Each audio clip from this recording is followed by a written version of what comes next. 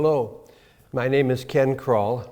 I'm one of the Jesuits here at Gonzaga University, here to offer you some ideas about this coming season of Lent. Ashes. Think about ashes. What words come to mind to describe ashes? Life? Usually not. In fact, quite the opposite normally. For ashes are the sign of something that once existed, but no longer is as it once was. Therefore, ashes can be a sign of death. What about the words ashes and the words light and warmth? Some ashes can be warm, but that's not true of the ashes we bless and distribute each year on Ash Wednesday. No warmth in them, none at all. And certainly they give off no light.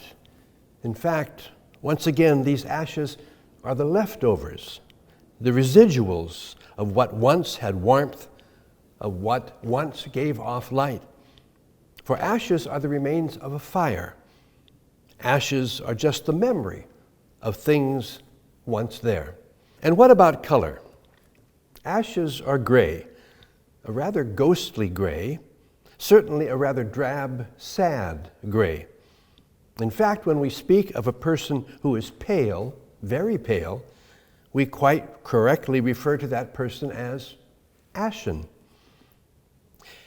If your life is like mine, then we at times become like ashes, dead, dark, cold, colorless.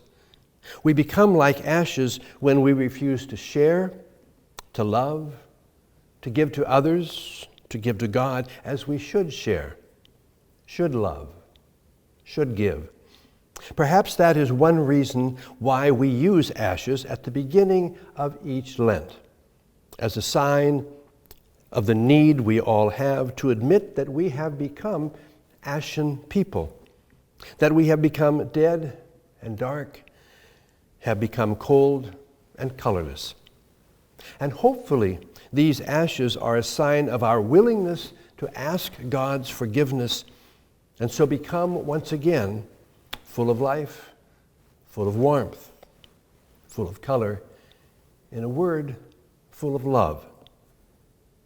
During this season of Lent, the Spirit of Jesus calls us to change our ashen hearts and, with God's grace, to make them over in the image and the likeness of our God who is a God of the living, not a God of ashes. Or again, because the church, like Jesus, is both human and divine, this church of ours invites us with an eternally springing hope to change our ways, to turn back to God, and to prove our love of God through our loving and ongoing service to others, but especially to the oppressed and foreigners, to widows and orphans living among us. This Lent, let us each day that dawns try to answer this impossible call, knowing that God's help, that God's love is always there, this God for whom nothing is impossible. This Lent, let us each day that dawns try to answer this impossible call, knowing that with God's help, that God's love is always there, this God for whom nothing is impossible. This Lent, let us go with Jesus through death to life, and let us begin with these dead, dark, cold, colorless ashes, which we bless and distribute on that day we call Ash Wednesday. Thank you.